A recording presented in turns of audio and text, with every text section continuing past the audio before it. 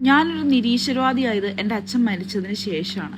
എൻ്റെ അച്ഛൻ ഭയങ്കര ഈശ്വരവിശ്വാസിയായിരുന്നു. എന്നിട്ട് എൻ്റെ അച്ഛൻ പെട്ടെന്ന് അങ്ങ് മരിച്ചു പോയി കഴിഞ്ഞപ്പോൾ ഞാൻ വിചാരിച്ചു, പിന്നെ എന്തിനാ ഈ ദൈവത്തിനൊക്കെ വിളിക്കുന്നത്? ദൈവത്തിന് കണ്ണും മൂക്കും ഒന്നും ഉണ്ടാവില്ലായിരിക്കും എന്ന്. ഞാൻ അങ്ങനെ അമ്പലത്തിലൊന്നും പോവാതെ ഭയങ്കര വാശിയൊക്കെ പിടിച്ചിരുന്നപ്പോൾ എൻ്റെ അമ്മയ്ക്കും അമ്മച്ചിക്കൊക്കെ ഭയങ്കര വിഷമായിരുന്നു കേട്ടോ. ഞാനാണെങ്കിൽ ചെറുപ്പത്തിൽ അച്ഛനെയാണോ അമ്മേനെയാണോ ഏറ്റവും ഇഷ്ടം എന്ന് ചോദിച്ചിട്ടുണ്ടെങ്കിൽ അപ്പം തന്നെ ഉത്തരം പറയുമായിരുന്നു എൻ്റെ അച്ഛനെ ഇഷ്ടമെന്ന്. എന്നിട്ടും എൻ്റെ അച്ഛൻ അങ്ങ് പോയി കഴിഞ്ഞപ്പോൾ ഞാൻ എങ്ങനെയാ അതൊക്കെ സഹിക്കുക?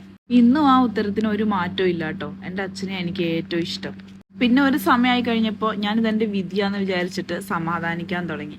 ഞാൻ ബലിയിട്ടില്ലെങ്കിൽ അച്ഛന് ഭയങ്കര വിഷമായാലോ എന്ന് വിചാരിച്ചിട്ട് ഞാൻ അന്നും ബലിയിടുമായിരുന്നു.